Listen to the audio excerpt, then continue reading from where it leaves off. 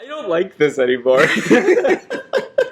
No, you don't? You No. seemed like you were really good at your job. I was. Yeah. All right. Here we are. Ready to go. There we go. Yeah. How you doing today, Dad? I'm good. Yeah. Good. Yeah. Seems just like, today. See, it's just like yesterday we were Doing filming. this. Yeah. Yeah. All right. So, title of today's episode. Three common tricks that dealerships use to get a customer to buy a car today.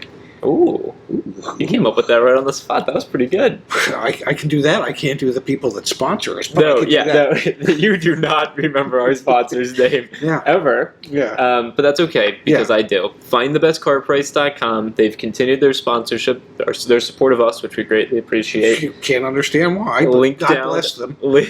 Yeah, seriously. Yeah. Link down in the description below.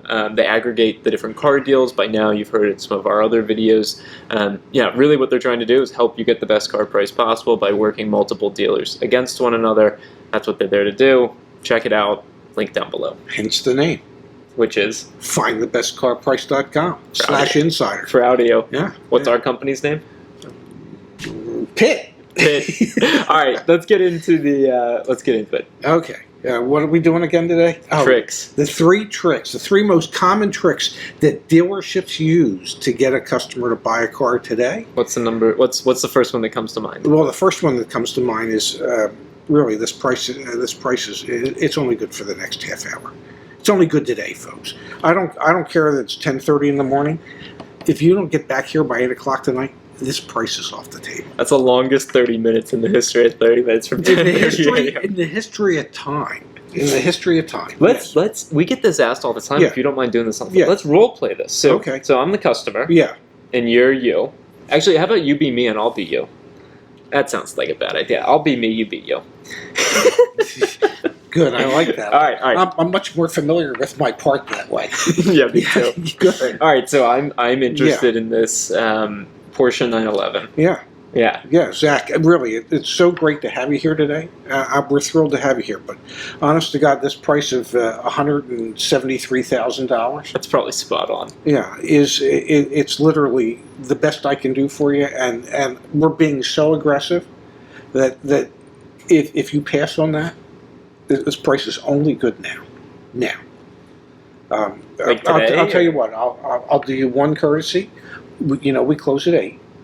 If you're not back here by 8, that price is off the table. So, I know we're just role playing, but I'm like, You're sweating. I already do that, but I'm screwed. How do you respond to that as a customer? Do you just need to recognize that if you're towards the beginning of the month, or if you're at least not at the end of the month, note that that's probably a sales tactic? Is that kind of like a fair assessment? I mean, because you don't know, do you? You don't know. I don't like this anymore. No, you don't. You know. seemed like you were really good at your job. I was. Yeah. Yeah, but that wasn't a tactic that I would use. Sure. Okay. I didn't. I mean, could I use it? Yeah. Did I have the skill set to use it? Yes. Would I use it? Absolutely, only occasionally. I didn't like it. I always felt that whatever number I gave you, if it wasn't the 31st of a month, Yeah. well, if it was good on the 19th of the month, and I still had the car on the 27th of the month, it would still be good on the 27th of the month. Yeah. Okay, but there are dealers that use that tactic Yeah. to get the customer to buy the car. And so that day. I think the takeaway there is that if you and I are having that conversation where I really am interested in that vehicle and you're Yes. the dealer, Yes. if it's the 20th of the month, probably a sales tactic. If it's the 31st of the month, It's probably true. all right. What's the second trick that dealers use? I hate calling it tricks because you were in the car deal, but tactic. What's the second tactic dealers use? Okay, the tactical trick that they would use, and I can say this because I've literally seen it happen. Not because we were trying to play a trick on a customer, but because it literally happened. All right. Where a salesperson could be working with a customer, they looked at a particular car, and another salesperson would walk up to the salesman and say, "Could I get the keys to that? Really? Because my customer's interested in that car." Talk about getting in a bidding war, literally with someone else being right there. And, and you know, and I can say this because I've literally seen it happen. Not because we were trying to play a trick on a customer, but because it literally happened. Where a salesperson could be working with a customer, they looked at a particular car, and another salesperson would walk up to the salesman and say, "Could I get the keys to that?" Because my customer's interested in that car. Talk about getting in a bidding war, literally with someone else being right there. as a sales manager, Yeah, how the heck do you handle that? I used to tell my salespeople, whichever one of you gets your customer to say yes first, that's who gets the car. I couldn't think of another way to do it. But now, are there dealerships where they will use that tactic and there really isn't another customer that's interested in the car? Absolutely. Okay. But I have seen it, in 43 years, I've seen it a half a dozen times where literally you have two people in the showroom at the same time basically fighting over who gets to say yes to that car first. Wow. Yes. And that's and it's good because you know one way or the other as a dealer you're selling a car, and it's bad because one way or the other as Someone's a gonna be dealer you're unhappy. pissing off a customer. Definitely.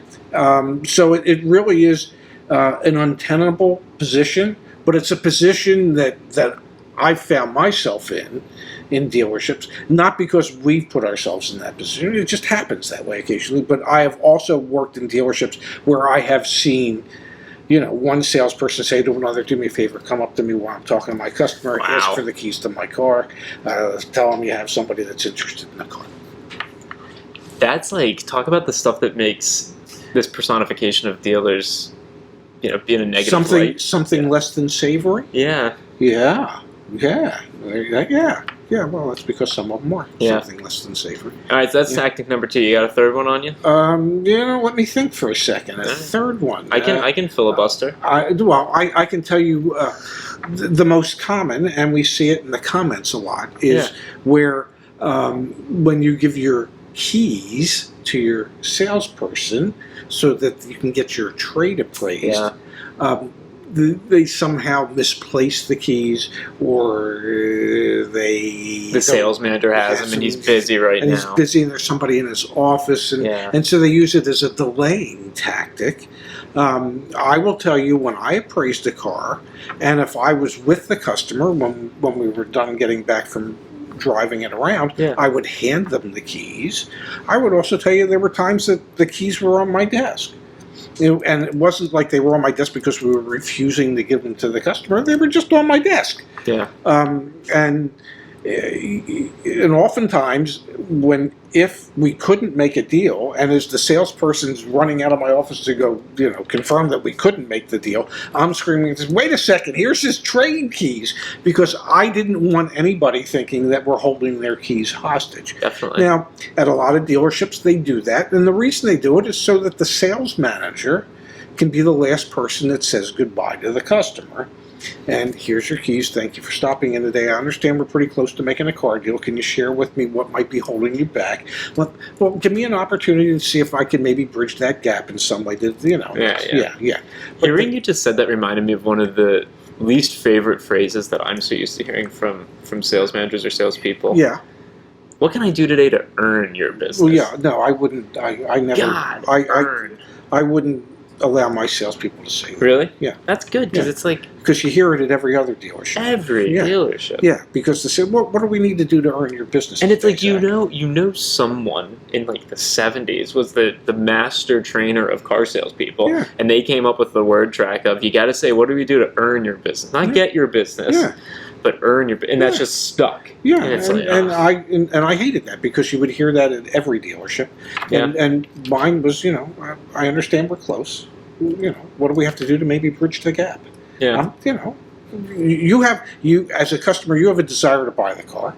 As a dealership, we have a desire to sell the car, and so it's incumbent upon both of us to, have a conversation and figure out how to bridge that gap so that I can sell the car, you can buy the car, I can be relatively happy, you can be relatively happy, and, you have your car and I have one less. I'm still shaking a little bit from that role playing. Like I think I would have bought the Porsche. It's a good thing. Could you have helped me out with the payment? I'm retired, Let's take a peek at your watch. Oh, you know what it is? It's my take on time. I promised everybody I had a watch coming in, and this is the watch. This is the newest one. It's a James McCabe, and apparently James McCabe watches are very popular and famous in Belfast and London. and at the watch gang, because Zach is ashamed of me because I have signed up for a watch club. I'm not ashamed of you. I just wish you would start a watch YouTube channel. And quarterly, I get a new watch, and they charge me $99. And they send you a watch.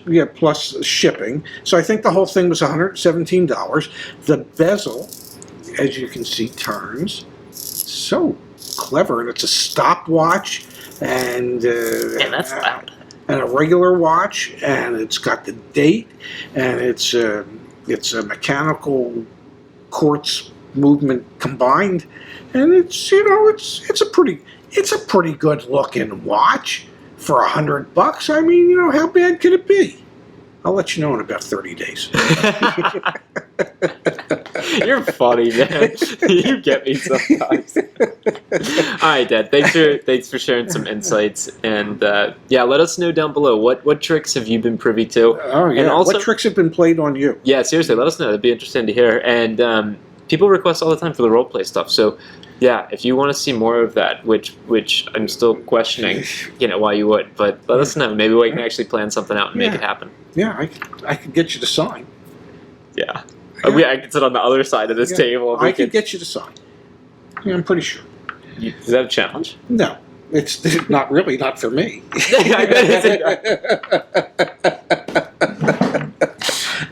Well played. Oh, God, no. It's almost a guarantee.